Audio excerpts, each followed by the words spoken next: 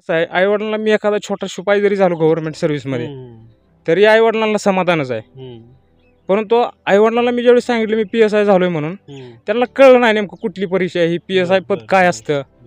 त्यांना एकच समजलं की ही कुठंतरी नोकरीला लागलंय. मला अडाणी काय लिहिता वाचता येत नाही, मला काही सही येत नाही.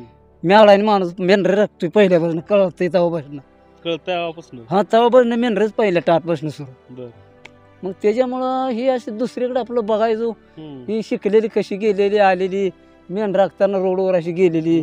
मग हीच आपलं डोक्यात बसायचं, याला आपली पोरं शिकली पाहिजे ती. आणि पैसे असं किती बी आड्यात पड्यात गेलं तरी जाय ना, तर काय बी करायचं होईना, एखादा साल का धरायचं होईना, पर पोरं शिकली पाहिजे ती. ही एक मनात आपला हेतू होता. मी अनेक वेळा अपयशांचा सामना केला, पण मी कुणाजवळ म्हणजे तक्रार करत नव्हतो कुणाकडे. मी तक्रार करणं हा माझा स्वभाव नाही. ही माझा छोटा भाव आहे मागचा. वेळ आली त्यावेळेस ती स्वतः शिक्षण सोडून घरी आलं आणि मला शिकवलं त्यानं. आम्ही पहिल्यामध्ये मेंढ राखली, पोरं इथं दिरा जावापाशी ठेवली, सासऱ्यापाशी शिकली, पोरं बी चांगली मार्क पाडत मोरं गेली. त्यामुळे आम्हाला बी वाटलं आपलं पोरं शिकतेली, चांगलं होईल, शिकतेली. असं करत करत करत आपली शिकवली. आम्ही जायचं मेंढरा मागं घोडं गबाळ घेऊन. काळजी एकच घ्यायची, एक तर पहिली गोष्ट तिकडे जातानाच विचार करायचा. 2 ते 3 वर्ष द्यायची आहे ती आपल्याला, जास्त नाही. मला जास्त वेळ गेला म्हणून त्यांना इतक्या दिवस अभ्यास बसा असं मी सांगणार नाही. 2 ते 3 वर्ष द्यायचं. त्याचा जर प्री पास होतोय, मेन्स पास होतोय, पुढे जातोय तरच थांबायचं आणि पुढचा प्रयत्न करायचा. पण तो 3 वर्ष झालं, 4 वर्ष झालं, प्रीच पास होत नाही तर मार्ग बदलला पाहिजे. नमस्कार, आपल्या सगळ्यांचं स्वागत आहे AB मराठी न्यूजमध्ये. सध्या मी पंढरपूर तालुक्यातील फुलचिंचोली या छोट्याशा गावामध्ये आहे. त्याचं कारण असं आहे की या गावातील संतोष गाडवे हा जो काही तरुण आहे तो नुकत्याच लागलेल्या MPSCच्या निकालातून त्याची PSI पदी नियुक्ती झालेली आहे. खरं तर संतोषकडे येण्याचं दुसरं एक महत्त्वाचं कारण असं आहे की संतोष PSI झाला, मात्र त्याची जी काही कौटुंबिक पार्श्वभूमी आहे ती फारच बिकट आहे. त्याचे आई वडील मेंढपाळ आहेत आणि अत्यंत कमी असलेली जमीन, त्याच्यामध्ये केलेलं काबाड कष्ट आणि त्या सगळ्यातून संतोषनं पाहिलेलं PSI होण्याचं स्वप्न, हा सगळा प्रवास कसा राहिलेला आहे तो अनेकांसाठी प्रेरणादायी असणार आहे. म्हणून खरं तर मी आता संतोषच्या घरी आलेलो आहे आणि एकंदरीत त्याचा जो काही सगळा प्रवास आहे तो मला या निमित्तानं जाणून घ्यायचा आहे. साहेब, तुमचं पहिल्यांदा खूप खूप अभिनंदन की तुम्ही PSI झालात. खरं तर PSI पदाची यादी जाहीर झाली, निकाल जाहीर झाला. पहिल्यांदा तुम्ही जो निकाल बघितला त्यावेळेस काय मनात भावना होती? तुम्ही PSI झालाय असं जेव्हा तुम्हाला कळालं त्यावेळेस तुमच्या मनात नक्की काय होतं? वास्तवात आनंद झाला मला. काय म्हणजे खरं तर मी PSIचं म्हणजे टार्गेट केलं नव्हतं, बाकीच्या परीक्षा टार्गेट करत होतो. जवळपास आत्तापर्यंत 30+ मेन्स दिलेले आहेत. मी मुख्यतः राज्यसेवा परीक्षा टार्गेट करतो. मला क्लास 1 अधिकारी व्हायचं होतं. 6 मुख्य परीक्षा दिल्या मी राज्यसेवेच्या, 2 मुलाखती दिल्या. त्याचबरोबर दुसऱ्या फॉरेस्टची 1 मुलाखत दिली, तिथं माझा 2 मार्कांना रिझल्ट गेला. आणि PSIची ही पहिली जी मुलाखत होती माझी. ह्या PSIच्या ह्या वेळेच्या आधी मी जवळपास 7 अटेम्प्ट दिलेत PSIचे मुख्यला. 7 अटेम्प्ट? हां. आणि मी पास झालो होतो, मेन्सला होतो 7 वेळेस. परंतु मी राज्यसेवा मुख्य करत असल्यामुळं मला इकडे लक्ष देता येत नव्हतं. पण आता काय झालं, सिलेबस चेंज होतोय राज्यसेवेचा पुढच्या वेळेस बसणं. त्याच्यामुळे मला काहीतरी एखादी पोस्ट सिक्युअर करायची होती आणि म्हणून मी मग ही परीक्षा टार्गेट केली आणि फिजिकल केलं. फिजिकलमध्ये पण त्या पद्धतीने रिझल्ट आले मला आणि फायनली सिलेक्शन झालं माझं. आणि सिलेक्शन झालं हे कळालं. तुम्ही आता म्हणला की 30 वेळा मी मेन्सला गेलो. खरं तर आता एवढं सगळं करताना मेन्सला जाणं, परत अजून पुन्हा नव्यानं सुरुवात करणं, मेन्सला जाणं, परत आपला 1-2 मार्कात निकाल जाणं, हे दुःख फार मोठं असतंय. तर ह्या सगळं दुःख कसं पाचवं तुम्ही? ते सगळं परत सकारात्मक कसं व्हायचं ह्या सगळ्या गोष्टीत? आता जवळपास 30 मुख्य दिलेत मी. रिझल्ट जात होता. नंतर काय झालं, यश मिळाल्यावर कसं असते, अपयश पोरकं असते. अपयशाच्या काळात आपणालाच उभं राहावं लागतं. बरोबर. आणि अपयश मग यश मिळाल्यानंतर काय येतात लोक आपल्याकडं. आता मला ती सवय झाली होती वास्तवात. मी अनेक वेळा अपयशांचा सामना केला, पण मी कुणाजवळ म्हणजे तक्रार करत नव्हतो कुणाकडे. मी तक्रार करणं हा माझा स्वभाव नाही. आपणाला लढल्याशिवाय पर्याय नाही. म्हणून मी कायम परीक्षा नापास झालो तरी एकटा जायचो. मित्र वगैरे होते, सहकार्य करायचे, परंतु त्यातनंच उभा करून स्वतःला पुढच्या परीक्षेला अभ्यास करायचो. आणि असं करत करत फक्त विश्वास एक होता मला की इतके रिझल्ट येत होते माझे, मी कुठं ना कुठं 100% होणार आहे. फक्त मुद्दा एकच होता की मला क्लास 1 ऑफिसर व्हायचं होतं. ते मला थोडंसं PSI पदावरती आता समाधान मानावं लागते. मी मुख्य परीक्षेला आहे पुढच्या आणि काही कालावधीत आहे त्याची मेन्स आणि त्याच्यावरती मी सध्या फोकस करतोय. आता हे खरं तर तुम्ही 30 मेन्स परीक्षा दिल्यानंतर अनेक अपयश आल्यानंतर तुम्हाला हे यश मिळालं, त्यामुळं खरं तर त्याची किंमत जी आहे ती फार मोठी आहे. आपल्या यशामध्ये खरं तर तुम्ही नसता, तुमचे आई वडील, तुमचे कुटुंबीय, तुमचे सगळे मित्र परिवार तुमच्या यशाची वाट बघत असतात. तर निकाल लागल्यानंतर जेव्हा आई वडिलांना सांगितलं की मी PSI झालो, तेव्हा आई वडिलांची काय भावना होती, काय बोलणं झालं तुमचं त्यांच्यासोबत? आई वडील खरं तर आई वडिलांचं कसं आहे, आई वडिलांना मी एखादा छोटा शिपाई जरी झालो गव्हर्नमेंट सर्व्हिसमध्ये तरी आई वडिलांना समाधानच आहे. परंतु आई वडिलांना मी ज्यावेळी सांगितलं मी PSI झालोय म्हणून त्यांना कळलं नाही नेमकं कुठली परीक्षा आहे ही, PSI पद काय असतं. त्यांना एकच समजलं की ही कुठंतरी नोकरीला लागलंय, त्याच्यामुळे ते खुश होते. ते पहिल्यापासूनच मला म्हणत होते कुठंतरी बघा आता वेळ होत चाललाय आणि त्यांच्यावरती एक सामाजिक दबाव येत होता, सामाजिक दबाव येत होता. त्यामुळं आणि त्यांचं पण बरोबर होतं आणि ते खूप खुश आहेत. खरं तर मला माझ्यापेक्षा माझ्या घरचे माझ्यामुळे खुश आहेत, माझी कुटुंबीय खुश आहेत. ह्या गोष्टीच मला अभिमान आहे आणि समाधान पण वाटते. कदाचित ते सारखं आता काय तर बघ, आता काय तर बघ, कदाचित त्यांना लोक म्हणत असतील की पोरग एवढं आता किती वर्ष आहे वय तुमचं? माझं वय 31 आहे. तर काय तर आता त्यानं केलं पाहिजे हा प्रेशर असेल त्यांच्यावर. काय आई वडिलांनी कशा पद्धतीची परिस्थिती आहे कौटुंबिक, तुम्हाला काय कौटुंबिक परिस्थितीची कुठं अडचणीची आली का या सगळ्या प्रवासात? नाही, खरं तर माझे वडील ह्यांनी 4थीतनं शाळा सोडलेली आहे. म्हणजे जवळपास 10-11 वर्षाचा असताना कौटुंबिक परिस्थिती तशी नव्हती आणि परिस्थितीने त्यांना शिक्षण सोडायला भाग पाडलं. तिथून पुढे संघर्ष चालू झाला. ते आजपर्यंत त्यांचा संघर्ष चालू आहे. त्या मानाने मी खूप छोटा आहे. हा माझा छोटा आणि वडिलांचा मोठा विजय असं मी मानतो. त्याचबरोबर माझे जे काही घरचे बाकी चुलते वगैरे आहेत त्यांनी पण माझ्या शिक्षणासाठी कायम पाठिंबा दिला. म्हणजे रावसाहेब गाडवे असतील, आप्पासाहेब गाडवे असतील, बाळासाहेब गाडवे असतील. ही माझा छोटा भाऊ आहे मागचा. वेळ आली त्यावेळेस ती स्वतः शिक्षण सोडून घरी आलं आणि मला शिकवलं त्यानं. म्हणजे ही त्याग करण्याची क्षमता आहे ना, ही माझ्या नशिबानं म्हणण्यापेक्षा त्यांनी चांगली केलंय ही त्यांचं श्रेय त्याला. मी माझं काम करत राहिलो आणि त्याच्यात मला यश आलं. का आपला मोठा भाऊ शिकावं ह्यासाठी शाळा का सोडू वाटली, असं काय होतं? ती पहिली गोष्ट माझ्यापेक्षा आधी 2-3 वर्ष अभ्यास करत होता. मी परत ना गेलो 1-1.5 वर्ष अभ्यास केला. परत ना घरची परिस्थिती, वडिलांकडे मी मेंढर होती, जात होतो सगळीकडे, फिरत होतं भटकंती. त्यापेक्षा म्हणलं मग त्यात कोरोना बी आला. मग कोरोनात घरी आलतो. परीक्षेची बी अशी अवस्था होती की ह्याचं बी रिझल्ट 1 मार्कात 2 मार्कात जायचं ऐकायचो.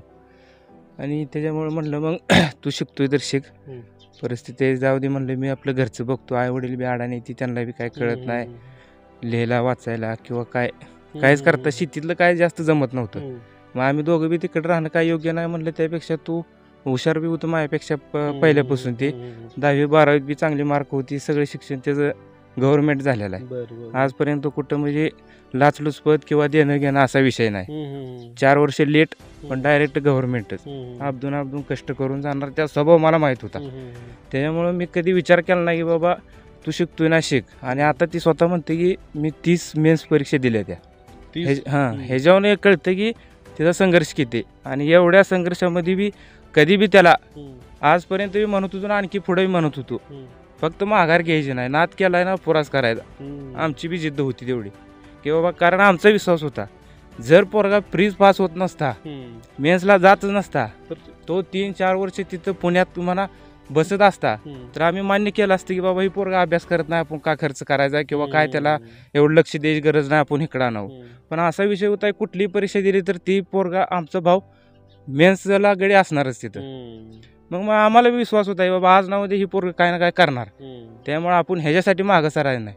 किती काय वाटत होतं तसं करून पण आणि त्यानं आता आज कळतं की ती स्वतः म्हणते की 31 वर्ष वय आहे माझं. मग तुम्ही विचार करा, आज 24, 25, 26 वर्षी मुलांना संयम सुटतात. आणि त्याचं एक वाक्य आहे, जिद्दीच्या प्रवासामध्ये संयम नावाची गोष्ट खूप महत्वाची असते. बऱ्याच व्यक्तींचा संयम थोडं काय झालं का लगेच सुटतो. काय तर आपल्याला एवढं होत नाही किंवा आपण पास होत नाही, आपण विषय सोडून द्यावा असं बऱ्याच जणांना वाटतं. पण ही आजपर्यंत लढला, जिंकला, त्याचं व्यवस्थित झालं, ह्याचं आम्हाला सगळ्यात जास्त समाधान आहे की बाबा आम्ही तुझ्यावर इतका विश्वास ठेवला आणि ती विश्वास तो आज ना उद्या जी ठेवला होता तू प्रामाणिकपणे करून दाखवला. ह्याचं खूप मोठं सगळ्यात समाधान आहे. तर भावाला समाधान आहे, आई वडिलांना समाधान आहे, मित्रपरिवाराला समाधान आहे. पण सुरुवात कशी झाली होती? प्राथमिक शिक्षण कुठं झालं, माध्यमिक शिक्षण कुठं झालं, शिक्षणाचा प्रवास नेमका कसा सुरू झाला? मी पहिली दुसरीला इथंच होतो, झेडपी फुलचिंचोलीला. त्याच्यानंतर तिसरी चौथीला मी आटपाडीत गेलो. आमचं मूळगाव तिकडंच आहे. बरं. हा, म्हणजे एक कुटुंब परिस्थितीमुळे काही चुलते माझे इकडे असायचे, बरं. वडील तिकडे असायचे. बरं. त्याच्यामुळे मी चुलत्याजवळ 2 वर्ष तिकडे गेलो. परत तिथं 5वीला पंढरपूरला होतो नाथला. बरं. ही जरा हुशार दिसते त्याच्यामुळे घरच्यांनी बरोबर. टाकलं. पण पंढरपूरला टाकल्यावर मी शाळा सोडून नदीला फिरायला लागलो. बरं. आणि घरच्यांनी पुढच्याच वर्षी मला परत माघारी राजीव गांधीला आणलं. म्हणजे हे वास्तव आहे. म्हणजे तिथं माझा म्हणजे जवळपास काटावच पास झालो. आणि तिथून पुढं इथं राजीव गांधीला मी 10वी पर्यंत होतो. 11-12वीला फलटणला होतो, महालविराजीला. तिथून पुढं कृषी महाविद्यालय पुणे गव्हर्नमेंटचं शिवाजीनगरचं कॉलेज आहे, तिथं मी केली. तिथून नंतर मी कॉम्पिटेटिव्हचा अभ्यास करायला लागलो. कॉम्पिटेटिव्ह आपल्याला करायचं आहे, असं का ठरलं होतं? कशा पाय? वास्तवात कॉलेजवर गेल्यावर तिथं वातावरण कॉम्पिटेटिव्हचं जास्त होतं. आमची मित्रमंडळी, सिनियर मंडळी खूप अभ्यास करायची आणि त्यात सिलेक्शन बी भरपूर व्हायचं. आणि त्याच्यामुळे मला ते नाद लागला की बाबा आपल्याला व्हायचं आहे तर क्लास 1 ऑफिसरच व्हायचं आहे. आणि त्याच्यामुळे मी ह्या बाकीच्या परीक्षेकडे लक्ष दिलं नाही. एक्साईज PSI असू द्या, फॉरेस्टच्या मेन्स असू द्या, ह्यांचा स्पेशल अभ्यास कधी केला नाही. फक्त राज्यसेवा मेन्स टार्गेट केली आणि ही थोडंफार मला नुकसान झालं याचं. पण ठीक आहे, इकडं मिळलंय मला, त्यातच मी समाधान आहे, त्याचा काय विषय नाही. कधीपासून प्रॉपर अभ्यास कधीपासून सुरू केला? 2016 15-16ला मी चालू केला अभ्यास. फक्त रिझल्ट कंटिन्यू असायचा. फायनल रिझल्ट आला नाही माझा, पण रिझल्ट कंटिन्यू असायचा माझा. अभ्यास कुठं केला, किती तास अभ्यास करायचा, मार्गदर्शन कोणाचं मिळालं, काय वाचायचं जास्त? तसं तर आमचे सिनियर वगैरे होते, आमच्या बरोबर डिस्कशन करायचो आम्ही. डिस्कशन ग्रुप होता. पुण्यातच कॉलेजवर अभ्यास केला 2-3 वर्ष. कुठल्या कॉलेजवर? कृषी महाविद्यालय पुणे. त्याच्यानंतर परत कोविडमुळे मला घरी यावं लागलं 1.5 वर्ष. कोविड 1.5 वर्ष घरी आलो. त्याच्यानंतर परत कोविड गेल्यावरती पुण्यात गेलो. आणि पुण्यात मग लायब्ररी लावली साईडला, कॉलेजवर गेलो नाही परत. तिथं अभ्यास 2-3 वर्ष केला. आणि तिथंच मग अभ्यास करू. डिस्कशन वगैरे माझे मित्र आहेत, त्यांच्याबरोबर आम्ही डिस्कशन करायचो. क्लास वगैरे काय असा जॉईन केला नव्हता. सेल्फ स्टडीज केलेला आहे सगळा. क्लास नव्हता. सेल्फ स्टडी आणि डिस्कशन याच्यावरतीच गेलो मी तिथंपर्यंत. काय शेड्यूल असायचं साधारण? शेड्यूल सकाळी 7 वाजता उठून जायचो. दुपारी थोडं जेवण, थोडं एक अर्धा पाऊण तासाची झोप घ्यायचो. परत जायचो लायब्ररीत. 5 वाजता चहा वगैरे घ्यायचो. परत 8 पर्यंत अभ्यास करायचो. संध्याकाळी जेवायचो आणि परत 11-11:30 पर्यंत अभ्यास करायचो. हा, हे सगळं करत असताना तुमचा रिझल्ट यावा ह्या सगळ्यात जास्त लक्ष म्हणजे आई वडिलांचं. बरोबर, पोरग पुण्याला आहे पण साहेब कधी होतंय ही जी उत्सुकता असतीच की आपल्याला वडील म्हणून. हा, हे म्हणजे कसं झालं, ही आम्ही 4 जण भाऊ. बर. मग ही 4 जण भावात भावांचं बी प्रेम होतं. आईला पोरं शिकली पाहिजे ती, आणि पोरांना मागं सारायचं नाही, पैसे किती बी जाऊ द्या, असं माझ्या भावांचं तिकडं मत होतं. आणि मी मेन राखत होतो. मग मेन राखत असताना मला बी वाटायचं आईला पोरं शिकली पाहिजे, आणि पोरांना पैसे किती बी जाऊ द्या, पण पोरं शिकली पाहिजे. मला अडाणी काय लिहिता वाचता येत नाही, मला काही सही येत नाही. मी अडाणी माणूस, मेंढर राखतोय पहिल्यापासून, कळतंय तेव्हापासून. हा, तेव्हापासून मेंढरच पहिल्या टाटपासून सुरू. मग त्याच्यामुळं ही अशी दुसरीकडे आपलं बघायचो. ही शिकलेली कशी गेलेली आलेली, मेंढर राखताना रोडवर अशी गेलेली. मग हीच आपलं डोक्यात बसायचं, याला आपली पोरं शिकली पाहिजे ती. आणि पैसे असं किती बी आड्यावर पड्यावर गेलं तरी जाय ना, तर काय बी करायचं होईना, एखादा साल का धरायचं होईना, पर पोरं शिकली पाहिजे ती. ही एक मनात आपला हेतू होता. आणि त्याच्यात मी राखायचो. आणि भाऊ बी मागं पाठिंबा देत होतं चांगलं. आणि मी मोहरे जायचो मेंढराकडं. आणि त्याने आपले पैसे पाण्याला त्यांनी कमी त्यांना पडू दिलं नाही. त्यांचं बी खचोटी होती की शिकला पाहिजे तुम्ही, कमी पडलं तर मागाबर शिका, हे असं समजेच आपलं धोरण होतं. तर ही मेंढर राखायचा वारकरी आहे, महिन्याला जाता म्हणून कळ पंढरपूरला. हा, मग आता काय करायचं, येळभर मेंढर राखायची. आणि सकाळ तुम्हाला सांगतो 5ला उठायचं. सकाळी 5ला उठायचं, तीच रस्ता धरायचा पंढरपूरचा. ती जायचं, आपलं आंघोळ करायची आणि दर्शन करायचं. आणि तुम्हाला तो मेंढर उठवायला हजर व्हायचं 10-10:30. हा, कारण मेंढराला कोण नसायचं उठवायला, त्याच्यामुळं जायचं लवकर उठून आणि परत मेंढर उठवायला 10ला 10:30ला परत माघारी यायचं. होय, कसं वाटतंय आता पोरग एवढं अधिकारी झालं आता समाधान वाटतंय आम्हाला. समाधान वाटतं. होय. काय काय कष्ट केलं हो मावशी? आम्ही पहिल्यापासून मेंढर राखली, पोरं इथं दिरा जावापाशी ठेवली, सास सासऱ्यापाशी शिकली, पोरं बी चांगली मार्क पाडत मोरं गेली. त्यामुळं आम्हाला बी वाटलं आपलं पोरं शिकते ती चांगलं होईल, शिकतेली. असं करत करत करत आपली शिकवली. आम्ही जायचं मेंढरा मागं घोडं गबा घेऊन मेंढर राखायची, पाणी पिणी हिरी काढून पाजायचं, जायचं घेऊन. पोरं बी आपली चांगली शिकली. आता आम्हाला समाधान वाटते, पोरांनी चांगलं शिकलं, त्यांना यश मिळलं. आमचं बी समाधान केलं, आमचं बी चांगलं राखलं, पाक फेडलं आमचं पोरांनी, चांगलं झालं. कष्टाची जाणीव आहे पोराला. हां, पोरांनी चांगलं केलं. आमचं समाधान, आमचं केलेलं कष्ट फेडलं पाक. ते काय राखलं नाही, चांगलं केलं. बारक्या पोराने परत हातभार लावला, सगळ्यांनी घरातल्या कुटुंबाने लावला हातभार. त्यांची समाधान पोरांनी केली चांगली. होय, चांगलं झालं. आता काय नाही, चांगलं वाटतं. आता PSI म्हणजे पोलीस खाकी वर्दी त्या अंगावर. हां, हो, माहित आहे का? होय, चांगलं झालं. आता काय कुठं कुठं ही मेंढ्या घेऊन कुठल्या गावाला कुठं फिरलाय? हा, मेंढ्या घेऊन पाक अनगर पर्यंत, लातूर पर्यंत ही अशा बाहेर गावांनीच मेंढ्या फिरवायच्या. पाऊस पडत नाही तोपर्यंत असं बाहेरच फिरवायचं. किती महिने बाहेर असं? 7-8 महिने बाहेरच. आणि पाऊस पडल्यानंतर मेंढपाळाला हिरवा चारा झाला तर मग माघारी आपल्या गावी.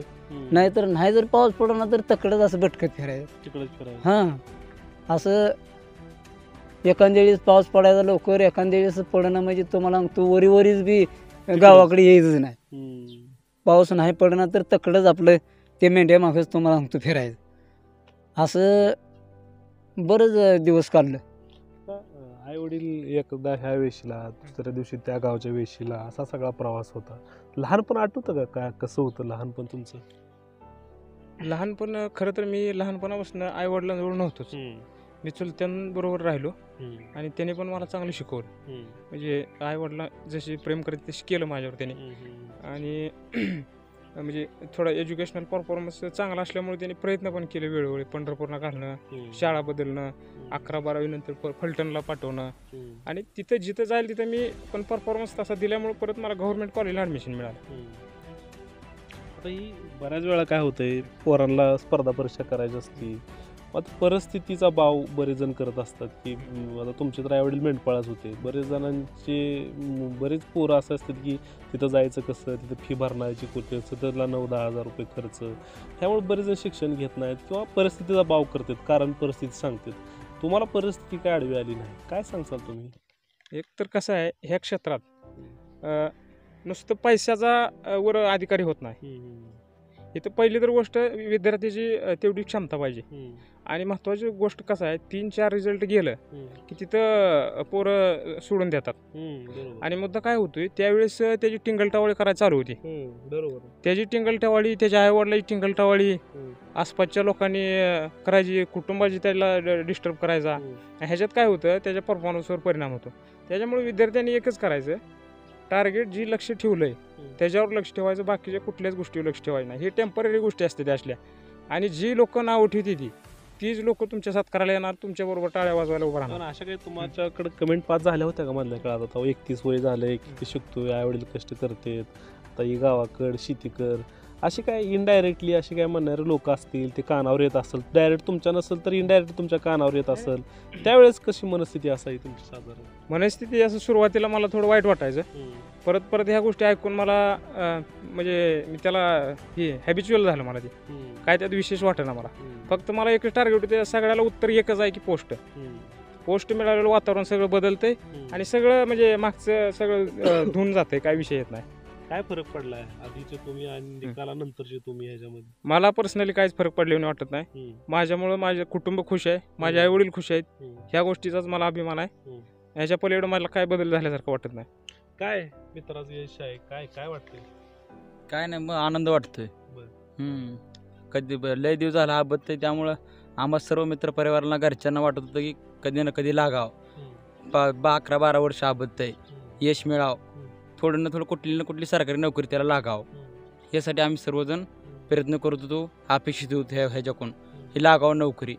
ह्याच्या नोकरीत आम्ही सर्वजण आनंद घ्यावा, ह्याच्या सुखात आम्ही सगळे सहभागी व्हावं हे आम्हाला वाटत होतं. किरणराव, काय तुमची काय भावना आहे?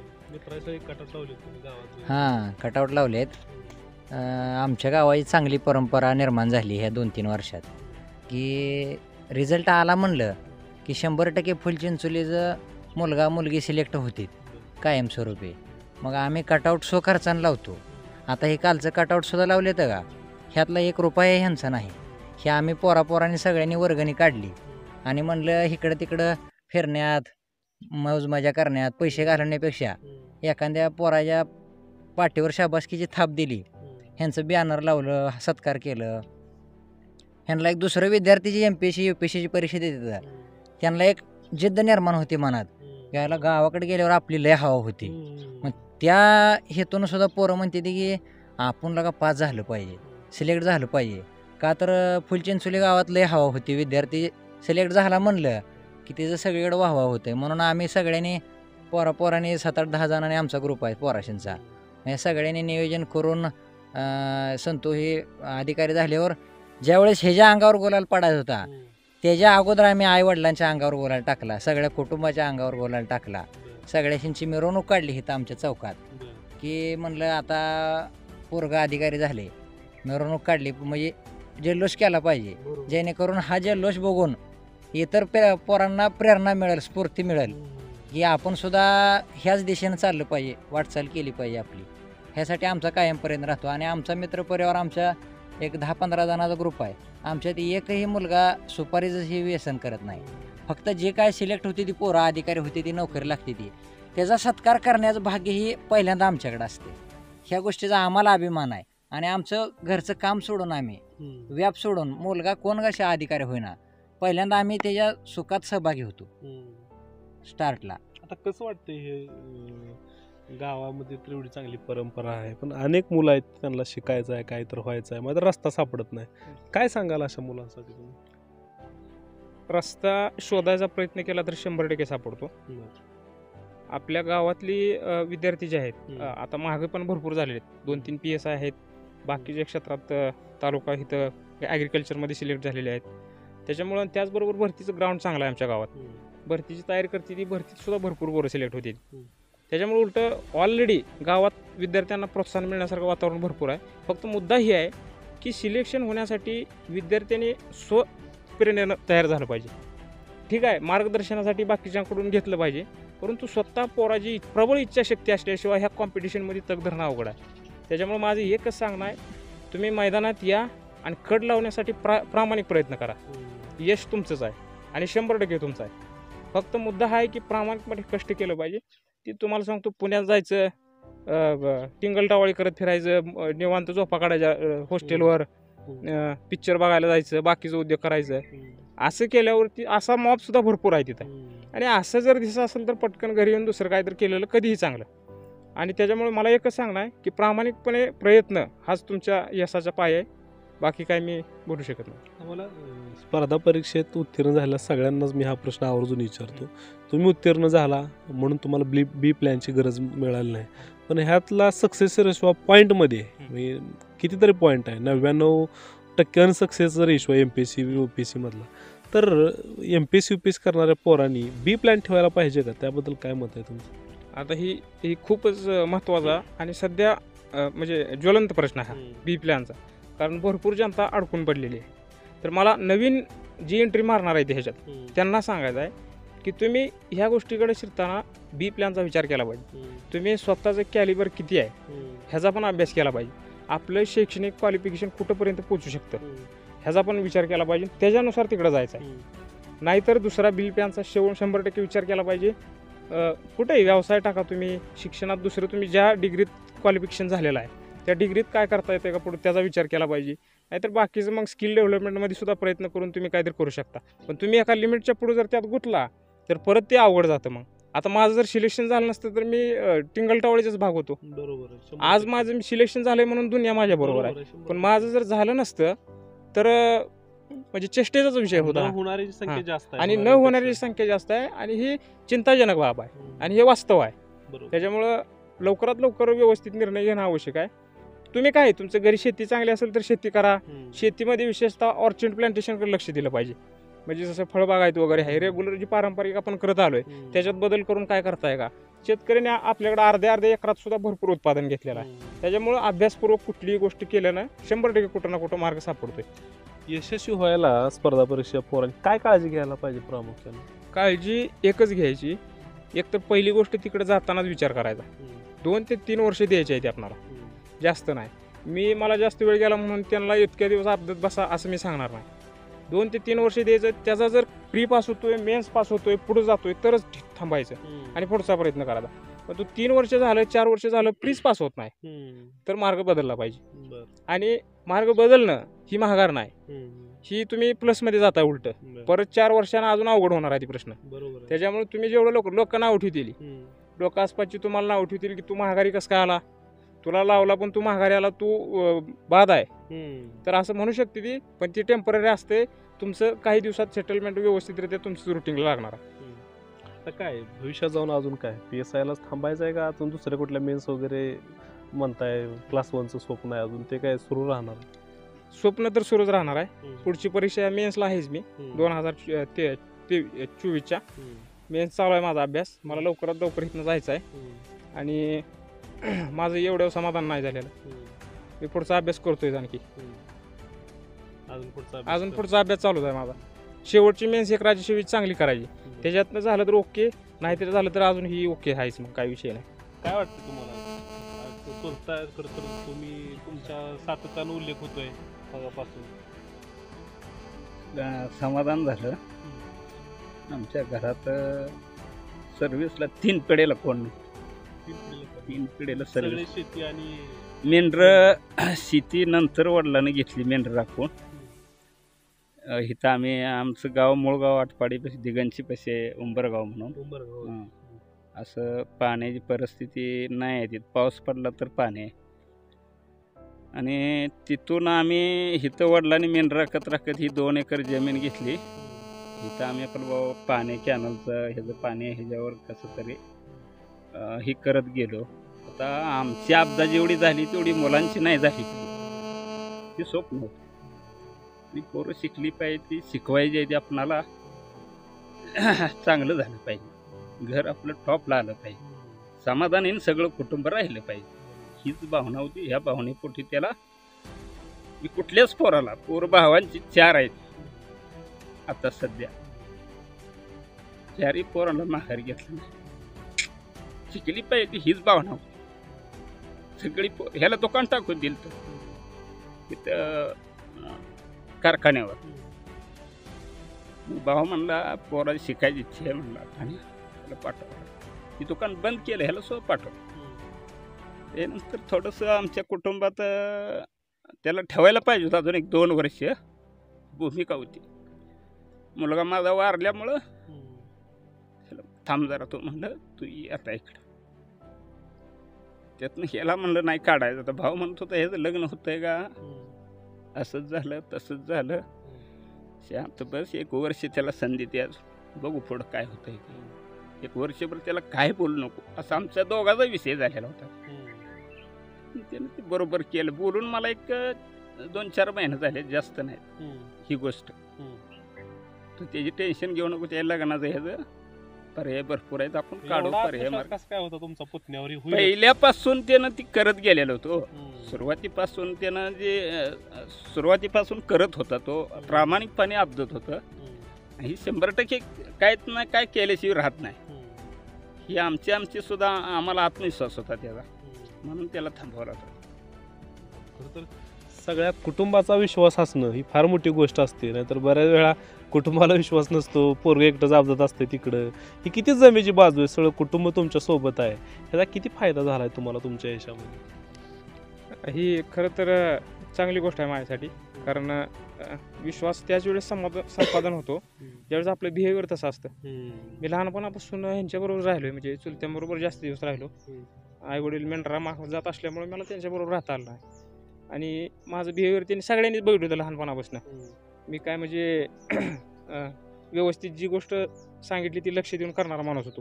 त्याच्यामुळे त्यांना माहीत होतं की ही बाकीचं काय उद्योग करत नाही, त्याला अपयश आलं असेल पण ही करणार एक ना एक दिवस. त्याच्यामुळे त्यांचा माझ्यावरती विश्वास होता. आणि ही गोष्टच खरं तर चांगलं वागणं माझ्यासाठी फायदेशीर ठरलं आणि इतके दिवस त्यांच्यामुळे कुटुंबानं मला सहकार्य केलं सहकार्य केलं. नाहीतर कसं जर पोराचं दिशा जर वेगळी भटकलेली दिसली तर घरचे सपोर्ट करत नाहीत. मग लवकर माघारी ये, तुझं काय होतंय का बघ, पटकन लग्न करून टाकणं, अशा गोष्टी होतात ना.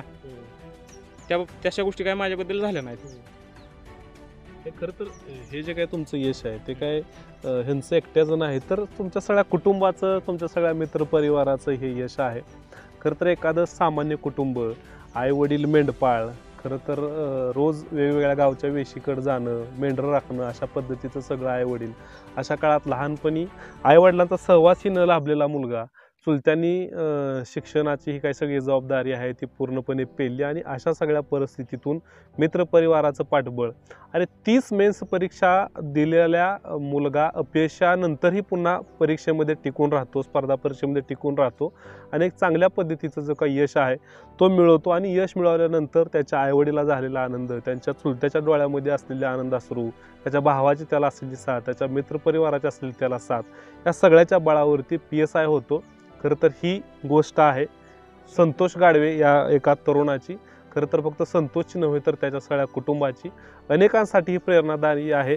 खरं तर याच्या प्रेरणादायी गोष्टीसोबत एक कुटुंब कसं असावं याची सुद्धा ही गोष्ट आहे. खरं तर ही अनेकांसाठी प्रेरणादायी असणार आहे. सूर्यासोबत मी गणेश हायकोडे, मराठी न्यूज, फुलचिंचोली.